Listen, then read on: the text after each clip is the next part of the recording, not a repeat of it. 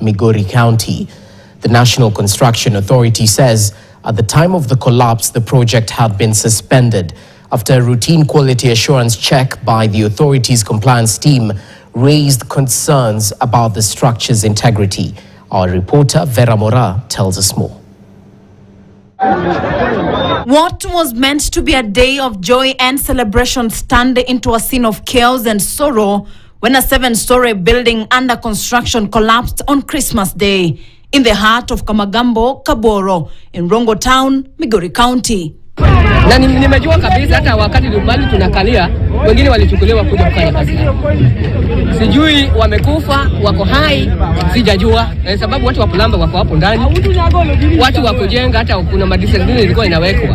But wenye walikuwa hapo ndani nimepata habari eti soja ndiye alikuwa soja mmoja na amekimbishwa hospitali.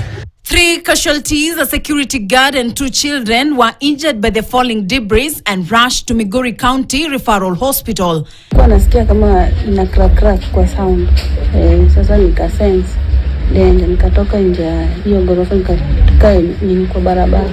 Is still ongoing with the works, excavation works, so to ensure that can be dispersed so that we're sure nobody else is in that trouble. Nevertheless, we are also, as a county government, we are prepared.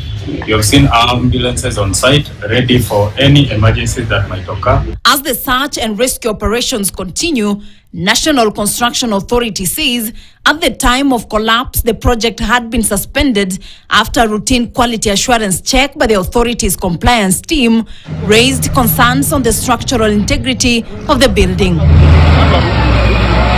1 developer and 3 consultants attached to the building will be under investigations to determine the actual cause of failure for the development. Vera Mora, KTN.